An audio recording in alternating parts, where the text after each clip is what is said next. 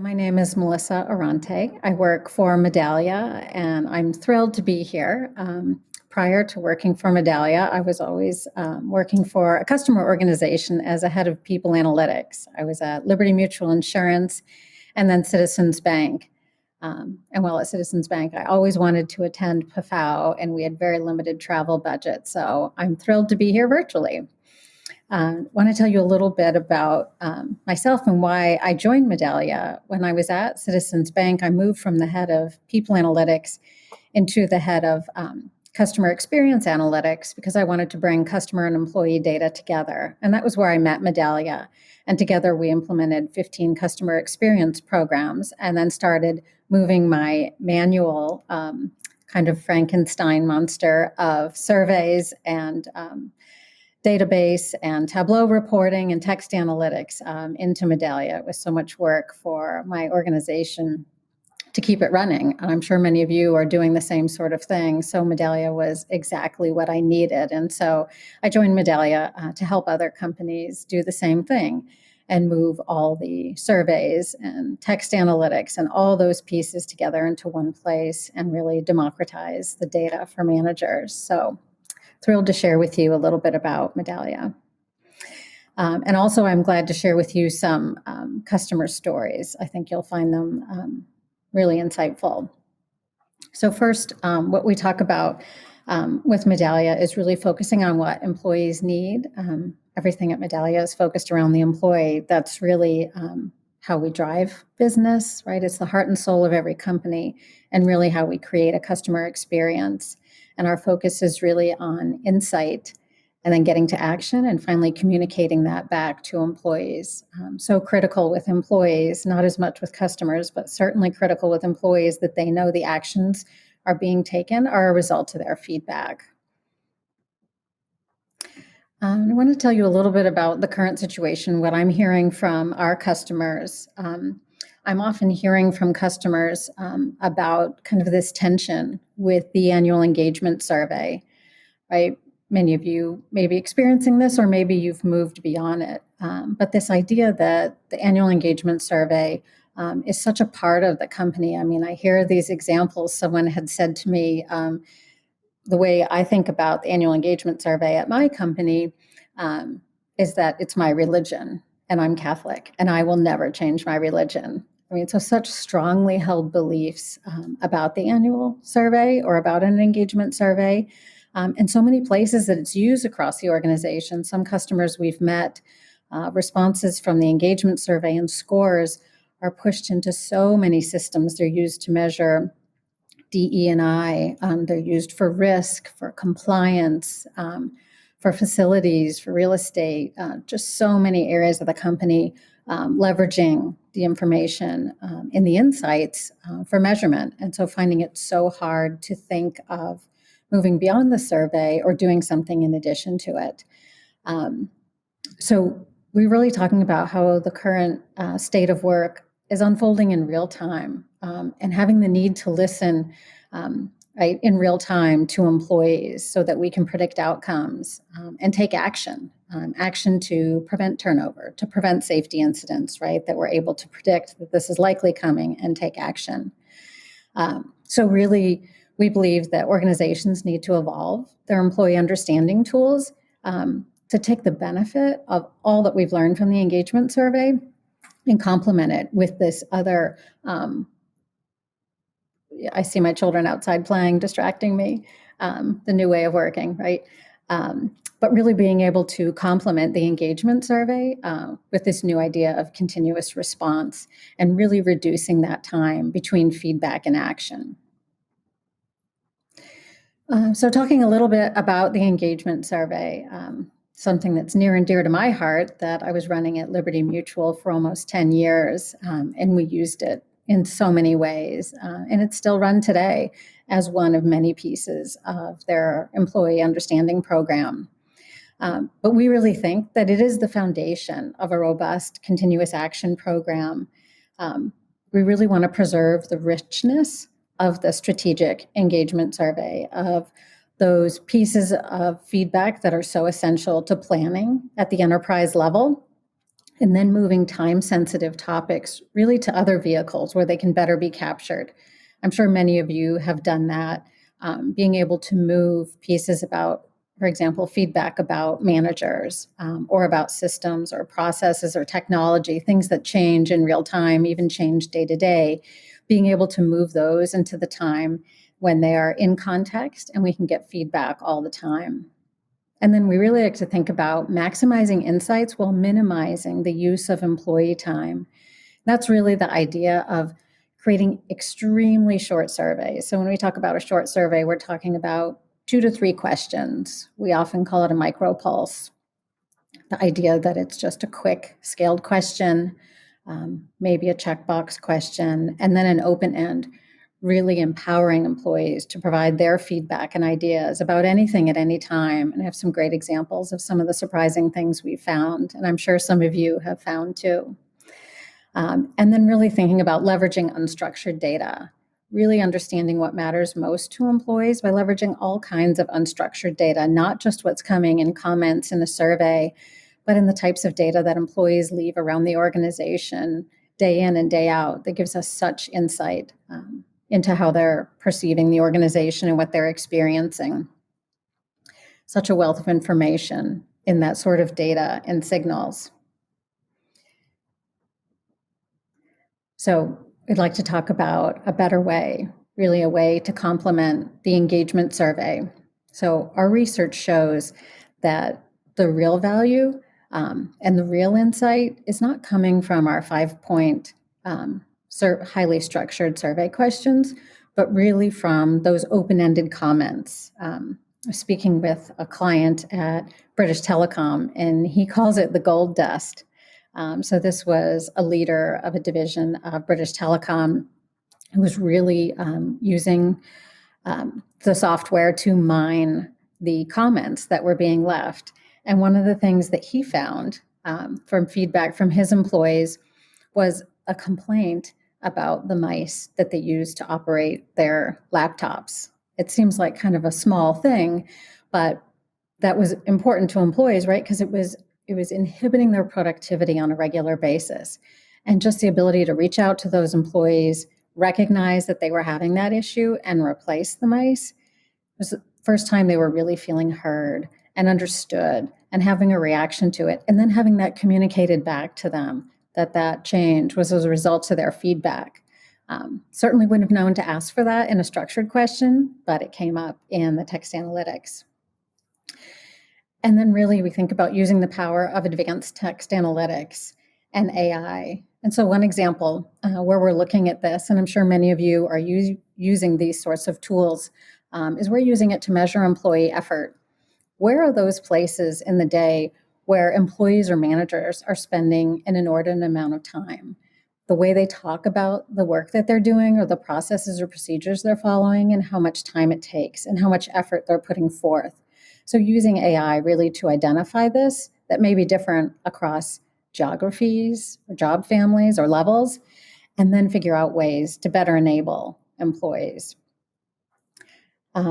We also talk about frequently the idea of implementing an always-on micropulse. And we talked a minute ago about the idea of a micropulse being something that's so small, so quick, taking an employee less than a minute to complete with only 2 or 3 questions. And really having it always on, meaning that at any time an employee has an idea or a suggestion that they can quickly provide it. Let me just give you one example of how I have used this in my past working with the software that gave me such a great insight. When I first moved to the bank, we were running an always on, and I found in the theme explorer this topic of music popping up. So this was coming from bankers in branches. Well, I came from insurance. What did I know about banking? Maybe there's something important about music in bank branches, and some of you may know where this is going. Right, so I raised it at our senior leader meeting and said, have you seen that music is spiking in the employee comments and the always on? And they said, well, of course we know that that's spiking. As a cost-cutting measure, we removed music from the branches, and the bankers are complaining because they would like the music back. And so I asked, did you see why they would like the music back?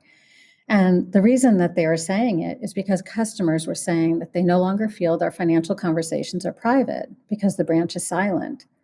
So in just a few weeks and for a small amount of money, we're able to bring music back to the branches, improving both customer and employee experience. Right? Something we wouldn't have thought to ask about, but employees, through their comments and through the empowerment to provide feedback and ideas, were able to share that and have a change that had a major impact, that was quick and easy to do. And then finally, really the idea of shifting emphasis from the analysis of many highly structured items really to unstructured, whether that comes in the form of signals that employees are leaving around the organization every day or in the form of comments. We had a nice example just the other day where we were running a text analytics test for a customer, and they had run text analytics themselves and wanted to see what we might be able to find. And when we were looking at it, we were noticing the term box, B-O-X, coming up. And they said, what is this? Why would we see this come up as a theme? And when we look into it, we can see employees saying that they feel like they're not allowed to think outside the box. So apparently this is the way employees are articulating it in this particular culture, and it's something that they'd want to work on, but didn't come from a structured question. So let me share with you a little bit about our employee experience philosophy. So we really believe that the best employee experiences are co-created, and that's really through a focus on two-way communication, thinking about senior leadership and frontline employees being able to communicate immediately, right, in real time through survey technology so that the senior executives can quickly see feedback and ideas from employees. And then they can communicate right back to employees through an employee dashboard, sitting right there for employees to see very quickly what are other employees saying, what are the top themes, and what kind of actions are being taken, and having the ability to provide feedback, again, on the actions that are being taken. So it really does create a sense of two-way communication. And so when we talk about employee experience philosophy, we think about feedback in three views that I want to talk to you about. There's the company view with a predefined schedule, with highly structured questions, getting very specific feedback to improve programs and processes. Then we have feedback through the employee view, really empowering and giving employees the freedom to provide ideas and feedback at any time about any topic. And then the event, feedback that's triggered by a follow-up from some event that has happened. And these can be highly personalized events for individual employees as they go about their workday. So let's take a look at this a little more.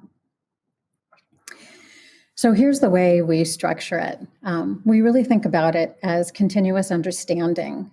And we say understanding instead of listening, because we really think it's going beyond listening when we incorporate the idea of signals. And as I mentioned before, signals are the idea of picking up information about employee behavior and actions, data about those things. It could be anything. I'll give you a few examples, and I'm sure many of you are incorporating things like this in the type of work that you do. But for example, one is the way employees take time off. Are they saving up their time off for a future vacation because they're planning to be with us for the longer term? Or are they using their time as quickly as they earn it, avoiding work or potentially job searching? Another idea is how their scheduling is happening. Is their scheduling consistent so they're well able to maintain a good work-life balance and manage all of their out-of-work responsibilities, or is their schedule constantly changing, making it difficult for them to manage outside of work responsibilities, or even making it hard for them to earn an incentive because they're not getting consistent time with the same customers? There's so many signals. Whether employees choose to volunteer for particular assignments or volunteer activities in the company.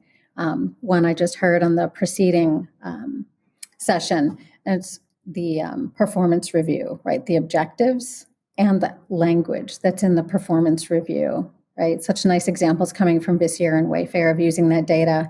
And we also believe incorporating that with survey data. Such great insights for us about DE&I and the experience that employees are having. You could also imagine even bringing in customer feedback about employees, being able to look at such a broad perspective from every angle that the employee is experiencing and the types of words and feedback that they're receiving and seeing.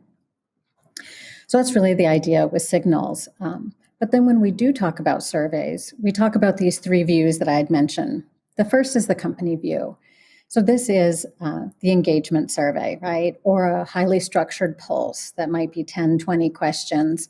These are sent at predefined times. It might be annual, quarterly, monthly, with highly structured questions that's designed from the company view. We're really asking employees to provide feedback on systems, policies, procedures from the company perspective, right? It's the company's hypotheses about what's important to employees. But this is a subset of all of the universe of things that could be important to employees that's defined by the company.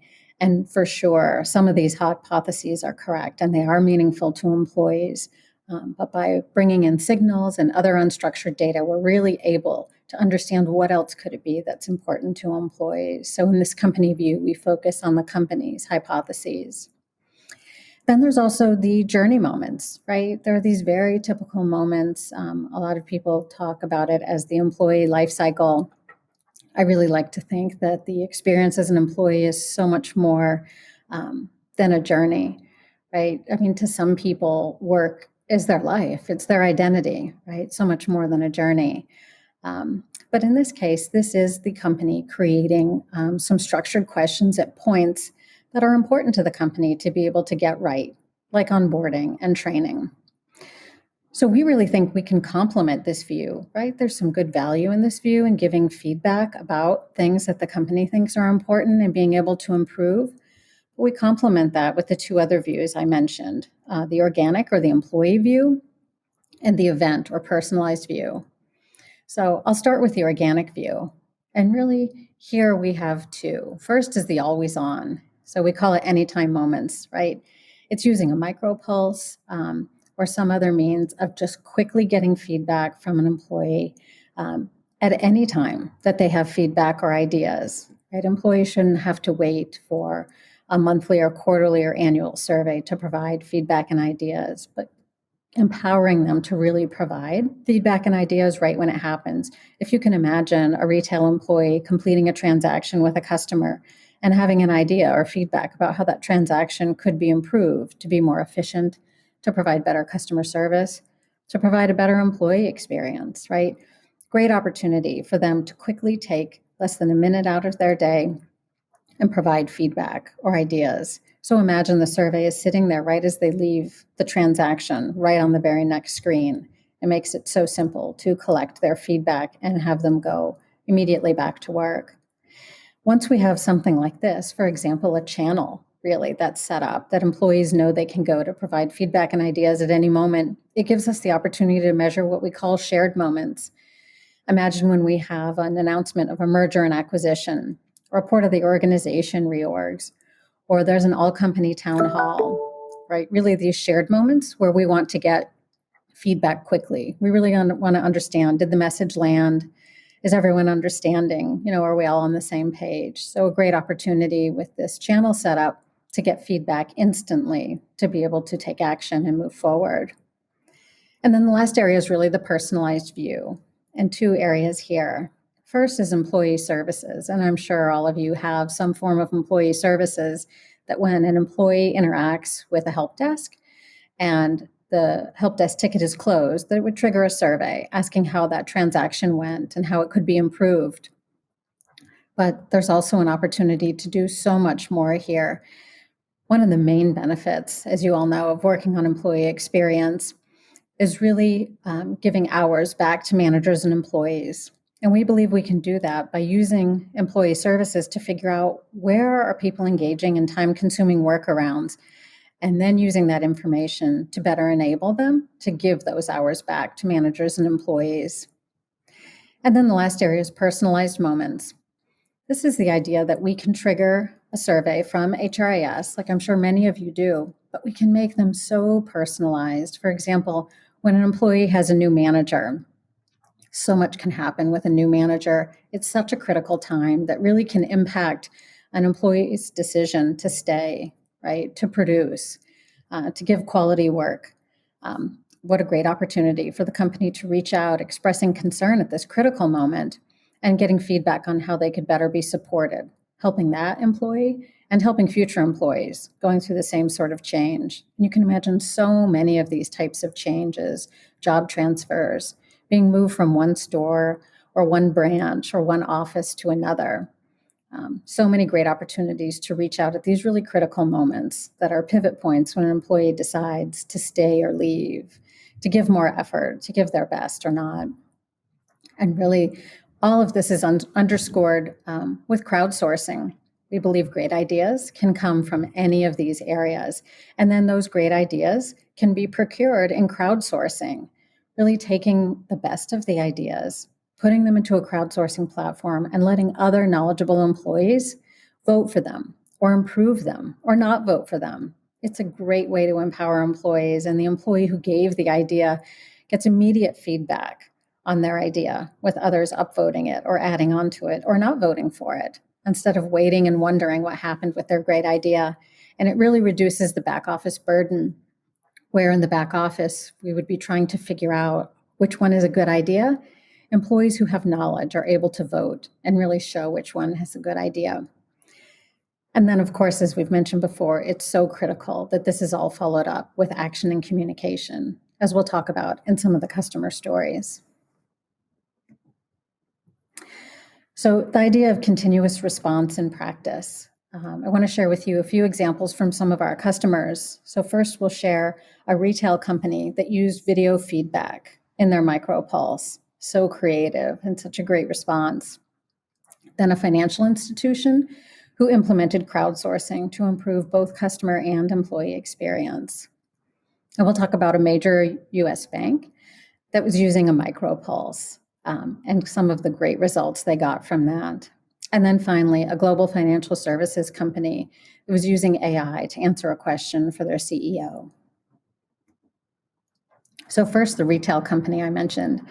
Such a great story. So we had this retail company, and they really wanted to understand how things were going for their employees in all of the different stores. There had been a lot of comments made and different ideas floating around. We had just come back from COVID, and the annual survey wasn't running. So they needed to get some feedback and really connect and engage with their employees and understanding what was happening in all of these stores across the country. So they issued a micropulse, 3 simple questions, and in the open-ended feedback section, they offered the opportunity to provide video feedback. So not only could you type in your comments for feedback, you could record a video of yourself using your phone or your laptop, or you could simply record your voice. And it was so interesting to see what had come back. When we saw the videos that employees sent in, it was so moving. Employees were speaking as if they were speaking directly to the CEO. They're saying, "Jeff, I want you to see my face when I tell you what a difference you made in my life." And then they proceeded to explain some policy or something that the company had done or the manager had done that really made a difference in their life at such a critical time. Then they were able to create a short film reel of these videos and share them at the all-company town hall, so everyone could see the difference that was being made by these great policies that had been issued during this time. So emotional, so much more than just text, or a count of comment categories. And it was just overwhelming. And it was really the employees speaking directly to the CEO in this example. And this was a quick pulse that they had sent out. And they had over an 80% response rate, so greater than their regular engagement survey. So on the next one, I want to point out this financial institution that was doing crowdsourcing. So the idea here, and many of you may know, financial institutions need to collect information about what are called complaints or expressions of dissatisfaction. So in this always-on tool, before it went to crowdsourcing, employees put in either expressions of dissatisfaction or complaints from customers or their own ideas or feedback about what can be improved. So there's constant information coming in at all times. It's available around the clock to employees to put in things either coming from customers or their perceptions of what they think is happening with customers or perceptions from their own experience.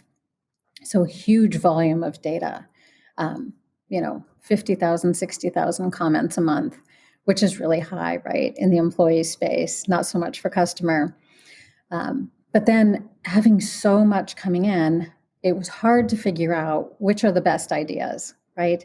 And so many employees bringing in ideas from many different areas of this financial institution. So the idea was they pushed it into crowdsourcing. So they would have a back office team that would select the ideas that seemed most likely to be useful and push them to employees on the front line, where they're able to engage in challenges, really a gamification idea where you're able to jump in, add on to others' ideas. You can add in your own idea. You can upvote ideas. You could choose not to vote for ideas, but a great way for people to collaborate when they're remote and really build on each other and create some momentum. And it created such excitement among people who weren't able to work together previously because they were all in different locations across the globe. And now they're able to come together with ideas that improve both the employee and the customer experience. So it gets everyone engaged. They're able to get insights from the always on. Then they're able to push them in for ideas. I'm sorry, I can hear my cat meowing, the difficulties of working from home. And then they're able to take action on this feedback, and then it's communicated to employees that these actions are a result of their feedback. So engaging for employees and so empowering. Then we have the example of a major US bank. And here they're acting on employee feedback that's able to really drive some substantial results. So this was a large US bank, and they were running an employee always on. And the purpose of running this always on was really very focused on a business issue. There was a new leader who was working to change the culture and create more of a sense of trust. And the leader really wanted to have two-way communication between the senior leadership team and frontline employees. And they created a cadence of the always on, and that always on would feed daily and monthly huddles for action. And then on a monthly basis, the senior leaders would review the feedback. At a 30% response rate to the always on, and by regularly working on the different pieces of feedback that employees would provide and solving for them in the daily and monthly huddles where employees were involved in the action that was being decided upon. So they knew their feedback was resulting in action. They were part of that action. So it was very clear to them that they were being heard. It resulted in decreasing turnover by 40%.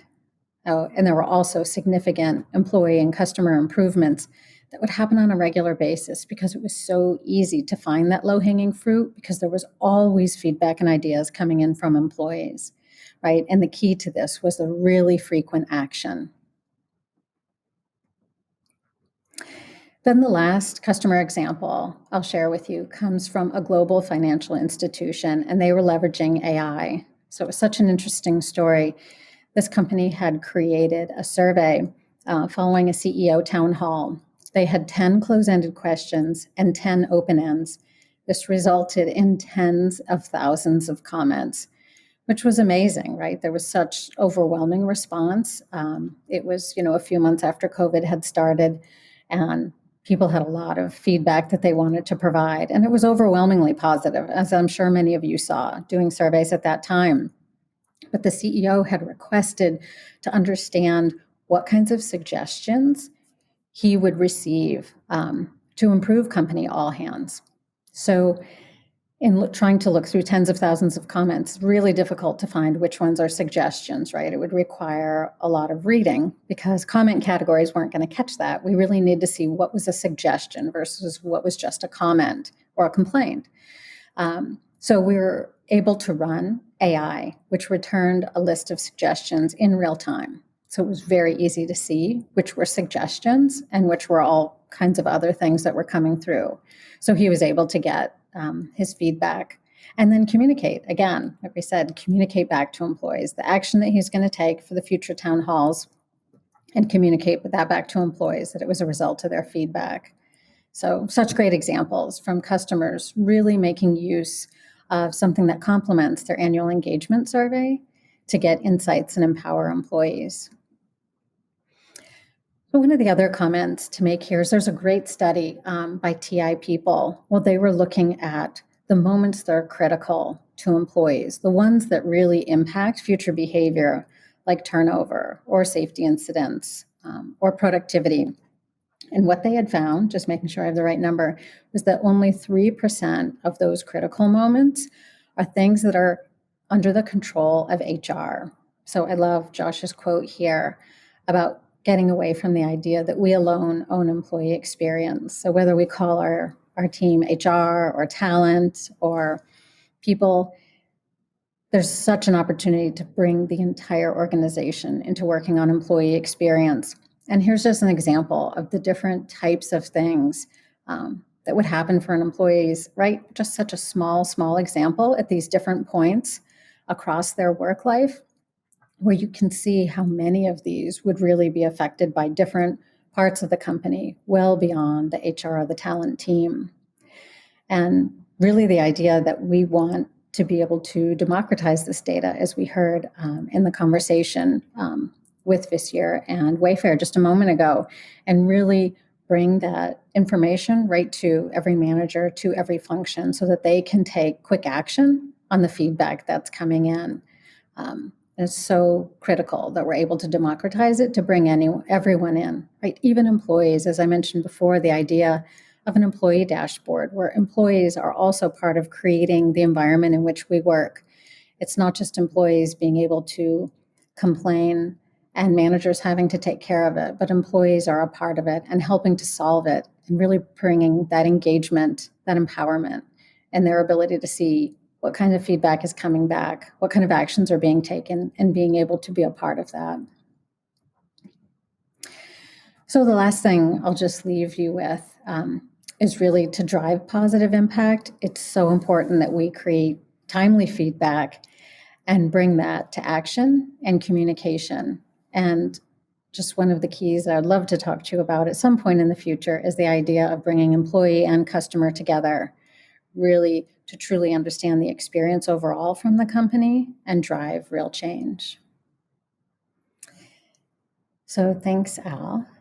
That is my last slide. And I'd like to pick up on that last point that you introduced and connecting the employee experience, to use modern day language, with the customer experience. And before I let you respond, I'm going to provide a bit of context, because I am a geek on this stuff, as you know, and I have seen history repeat itself some cases, and sometimes I've seen history forgotten. And so I want to embrace this this fact. So in February of 1998, I'm going to geek out a little bit. Harvard Business Review article, Sears Service Profit Chain, and it linked employee satisfaction with customer satisfaction and in turn financial outcome at Sears. And it was a great study. Tony Rucci, Steve Kern led that research, and shortly thereafter, you had Gary Loveman coming over as an academic from Harvard, taking over Harrah's Entertainment, which became Caesars, and they did some great work on analytics, doing the same thing, connecting the employee experience or employee behaviors and movement with the customer experience. So this is 20 years ago. And the data was largely a heavy lift in many cases, survey-based, some cases paper survey, wasn't very frequent. And here we are, we have data, to your point in your narrative, that is on demand. It's the creativity of the HR or even manager to spin up surveys given a current need, a shared moment, I believe is one of the things that you shared. So I'm like, as you're sharing all this, I'm like, could be so darn cool. And to actually think about how the system is working. How about how the business model is interacting? So, I want to stay in a positive, exploratory mindset for a moment, and to just get your thoughts on where you believe we can go with this. Because I'm hopeful, I'm excited. I'm also, cautionary, given, the amount of data that we could collect without true employee consent. So, but before we go there, and we don't have to spend much time there, but I just want to just get your thoughts on, what does the ideal future state look like if organizations are going hook, line, and sinker? What stories can they tell? What insights can they gain? So I love that you went back into the history, Al, because I completely agree. And I think about my friend Bill Macy, formerly of Mhm. Altera and then CEB, right? Culture Factors now. Yep. Um, he did Yep. that kind of research too back in the early 2000s. So you're right. I mean, it did start with the Sears value profit chain, but then he also did a lot of research about, it was called organizational climate and Hmm. customer service back then, right? Same sort of thing. So Hmm. you're right. This isn't brand new. We've had people studying this for 20 years. We just haven't Yeah. had people taking advantage of it, right? And moving it forward. People have studied it. They've showed the relationship. Sears was a great story back then. And we've seen many others do small pieces of it, but no one seems to, and maybe just to my knowledge, seems to be doing it ongoing, using all of the pieces of information. It's not just employee feedback, things that predict customer experience, also our basic employee demographics like tenure. Employees who have been there longer have figured it out, right? And that's an important variable Hmm. that needs to be a part of it. The turnover rate, the diversity of opinions within a group serving customers is another piece. I think we just Yep. haven't put the data together in a way and made it easily accessible for managers to work on a regular basis. Because for managers, they need to work on both the customer and employee experience. It kind of doesn't matter where the feedback comes back from. They just need to make sure that their business is operating well, whether they're at a store or a bank branch or wherever they might be. So I think we That's just right. haven't gotten it together, even though you're right. The link was found many years ago. Yeah, and that's where I just want to hang out for a little bit, if you don't mind, because you've been in this space for a while as well, and there's these innovations that are happening with some new thinking, which is fantastic. It's also, I believe, the barrier is largely human, and it's largely being open to a new way of thinking in terms of how we make decisions around employee experience. And let me elaborate real quick and get your thoughts. In response to COVID-19, there's these crisis management teams, tiger teams, whatever they're called, and they're multidisciplinary. Prasad Sethi from Google this morning talked about the fact that he's spending more time with real estate and facilities and IT than he ever has before. And there's still many stories around this truly multidisciplinary group that has arisen. Sometimes it had been there already, but now they're meeting more frequently. And HR in particular is bringing in data that is really, really critical to that group making good, well informed decisions. So, with that as the basis, my concern is that they're looking at these groups as short-sighted, or they don't have a kind of governing framework or a belief that there can be uh, a host of systems or one system that can serve as the glue to bring this all together. In other words, this causal chain affects operations, it affects marketing, it affects sales, all these silos. And you mentioned Josh Bersin earlier, McKinsey's talking about this, Willerstowers Watson, on down the line, the need for new management models. And this is pre-COVID, like the need for new ways of running a business. So I believe we have huge opportunity to not only run our businesses in a more innovative, agile way, we have the tools to actually help enable insight to be generated on an ongoing basis. So, do you believe that to be true? That not only the technologies are here, the data is here, it's been around for a long time. It's the need for new management models, new way of thinking at executive levels. I mean, what's your perspective and ideas on there, on that? Yeah, so many directions I want to go after hearing all that from you, Al. So let me try and organize it a little bit. one, I was going to point out the silos also. I think you're exactly right. Silos in terms of thinking, decision making, data silos. I mean, often, unfortunately, HR can be just as guilty as any other function in operating in a data silo and being very restrictive about allowing managers and other functions to have access to the data. But as we saw from that quote I had from the TI People study, right, they found that it was only 3% of the critical moments in the employee experience were owned by HR. It's something that we all need to be responsible for. And so I think you're right. It does take a different model of making decisions where we bring all the pieces together. I mean, what we were doing at Citizens, while it was very small, I think was a start in the right direction, that when we were making decisions on a regular basis in the regions, we brought together customer data, employee data, the sales, the product, and regulatory.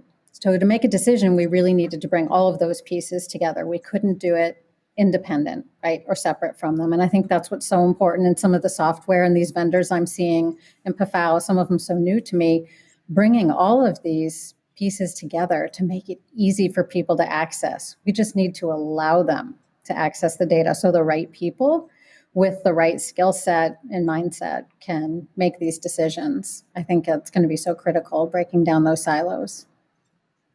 And to break down those silos, it's the very basic question is, who's your buyer? Who's the buyer of the solution? Particularly when you talk about an employee customer connection, that by definition almost has to be the CEO. It has to be the C-suite, because even within HR, to your earlier point, oh, that's too much. I just need a recruiting solution. I just need a performance. I just need these spot solutions. And there's something to be said for that, but there's also the need to understand the employee experience on an ongoing basis. And that would be, if not a comprehensive solution, it would certainly be another layer. So what's your thought about, like, who's your buyer? Who's your customer at the end of the day? Who's going to be making this type of decision in your view?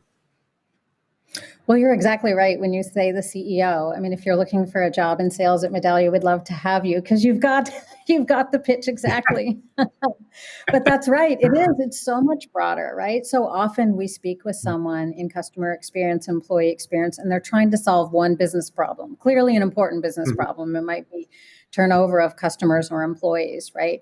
But really, when you think about it, it's the mission of the whole company, right? The reason we exist is to connect and engage with customers and employees. That's how we get our business done, whether we're a bank or a retail store or a restaurant or whatever it is. That's the essence of it. And that's what's so hard for our competitors to replicate, right? This connection and this engagement we're able to create. And it really does need to be at a higher level. So I think it's something we're really working on, probably all vendors in this space, and figuring out, how do you make that sale to the CEO? Because right now, often it is to someone solving a very important business problem, but it's just one piece. Yeah, it is just one piece. And I'm really curious on behalf of not only our community, but HR in general and beyond that, just business in general, is, are we going to take this crisis and COVID-19 specifically, because there are several going on right now, as an opportunity to actually change the way we operate and make decisions?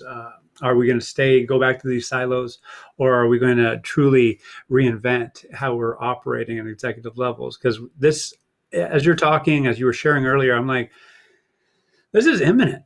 This is going to happen. It's just, how quickly our organization is going to get there. And it can't be all on the vendor community to kind of shift the tide and push against this sand that just keeps coming back at you. It has to be leaders with a different mindset to actually create a different appetite for something, like you're bringing to market. So, I will do my part to nudge the world in that direction, because I know you all are doing great things at Medallia. So, we got a time for a few more questions. I'm going to glance over here. And as I glance over here at the questions and comments that are coming through, I want to just ask this pointedly.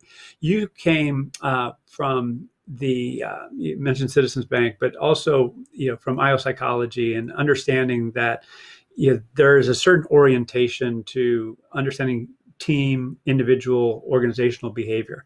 And so others come through a technology orientation, where it's a data first approach.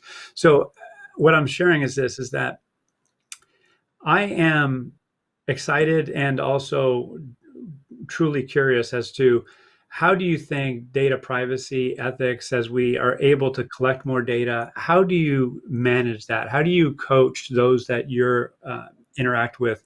This is not only okay, this is actually a good thing because we're going to benefit the individuals as well as the organization. So I don't want to write your narrative for you, but in terms of privacy, ethics, all that, what's the narrative that you put around that? I think the key is transparency, right? As soon as we're Mm-hmm. not transparent about what data we're collecting and how we're using it, I think that's when we start running into these issues, because people become concerned about what's happening and they assume the worst. So when we're in an environment where things are unknown, I think that's when we start to create the problem. So if we're transparent, then people have the opportunity to opt in, opt out, right? People know what's happening with it and can see that it is for the good, right? People data for good Mm-hmm. and not for an alternative. Yeah. And when you say transparency too, it's not only, correct me if I'm wrong, around the data collection and all that, it's the analysis that's being done. And there's responsibility both on the vendor side as well as the enterprise side to monitor and communicate and be transparent. Is that correct from your Right. perspective And as well? sharing the data, right? So much about sharing Yeah. the data, right? Who's going to see it? What decisions are going to be made? And that's why I love the idea of transparency to direct to employees. You filled out the survey, you get to see the results of the survey direct to your desktop or your phone, however you interact, that you can see immediately and what's happening, right? Yeah. I think the reason we have so much with silos, and because everyone's afraid what will happen with it, let's just be very clear and transparent with everyone Mm-hmm. down to the employee, what we're doing with the data, why we're collecting it. And the transparency, well, it sounds easy. Do you have any leading practices or recommendations to be transparent? Because that implies ongoing communication. It implies that there is a ethics charter or something in place that shows that these are our guiding principles in terms of how we manage our data and analytics. I mean, what's your recommendation there? That's right. And I think coming from financial institutions, I'm so used to these ethics, compliance, regulatory, that they're all already stood up. But you're right. In organizations where they don't already exist, those need to exist, right? And then I do think there is something that is easy about transparency, and that's automation, right? When we have to rely on people to put the data together and send it out to the right people, there's layers of review and it just slows down, and then we don't end up with the transparency. Automation, when it comes right in and goes right back out again in real time, everyone can see it very quickly. I mean, we have to be smart about it. We don't want to overwhelm employees or managers with too much data. They should know the high level themes and the top actions being taken. It'll only take them a few seconds to read it. Yeah. Well, as we start to wrap up, I want to ask one more question before I ask for closing comments. Employee experience. It's a bit of a buzzword. It's been around for quite a while, actually, but certainly over the last few years, it's gained a lot of momentum. We were talking about employee experience in the early 2000s, but it really has gained some momentum, I would say probably since 2015, 2016, which I believe is a good thing because we've been talking about customer experience forever.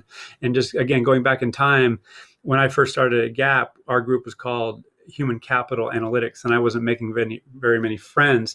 So we changed it to the group to Employee Insights to mirror our Consumer Insights group because we were connecting the dots there. And retail is just a very nice, tight research platform, if you will, in terms of a business model because the connection is direct in many cases. But the pointed question to you, with employee experience, you've all made a bet as a firm in Medallia that this is going to be around for a while. Yet not all companies have someone leading employee experience. It's a new concept to them. So if they want to educate themselves on the value of employee experience, what do you say? Where do you send them? That's interesting. I didn't think you were going to say educate them. I mean, there's so much, even just in the popular press, right? Or from all of us. So I think, and there's so much now actually surprisingly in school. I mean, I remember when I took classes in personnel management, right?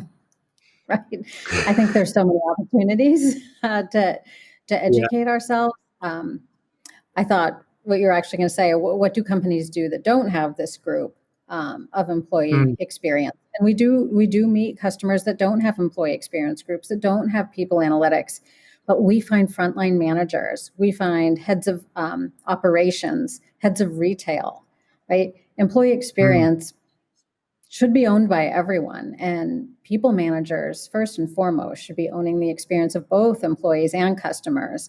So that's where I thought you were going to go, Al, and ask me about who could be leading it. That's a better angle. That's a better angle. Thank you for taking it there, because it gets to the same place but further down the road. So no, that's absolutely perfect, because I want it to be adopted more, even from a mindset perspective, and obviously if it's tool enabled, all the better. In fact, I spun up a question on Slido before we started. Do you have an employee experience initiative? And if so, do you have a technological solution that facilitates it? And yes, most of the respondents have an employee experience initiative right now, and it is enabled by technology. So over 70% responded that way. So that's good news. But who knows who has responded, and sample size not so big. But at the same time, I think we're trending in that direction, yet it's not as widely adopted as I would hope to see it at this point. But we're getting there. We're getting there. So thanks Right. for And I doing what you think, do. So, oh, you go ahead. sorry, I was just going to say, yeah, I think everyone has it enabled by technology to some extent because we have to in order just to get surveys out or to gather data. I think what we're often struggling with is getting to action as a result of what we learn, right? And then communicating that action back to employees. So I think that's the piece that we're all working on. Yeah, yeah. Action, the action part is never ending, and of course it should be. Should always be striving to improve on that end. So, so as we wrap here, closing comments. I think that's kind of the key comment is it's really about getting to action, right? There can be so much work done on collecting the data, right? Or sending out a survey. And, there are whole tools dedicated to just designing surveys and sending out surveys. It's just can be so much more simple than that, right? It's really getting managers to action, getting them the data so they can see what's happening, talking to their teams and taking action. That's really what it's all about. And that's how we're going to move forward and change the experience for employees and customers. All right. Well, Melissa, thank you for doing what you do. Thanks for showing up today and sharing, and all the best, and hope to see you in person before too long, maybe next year, but who knows? But yeah, until then, yeah, again, super appreciate you. Thank you so much, Al.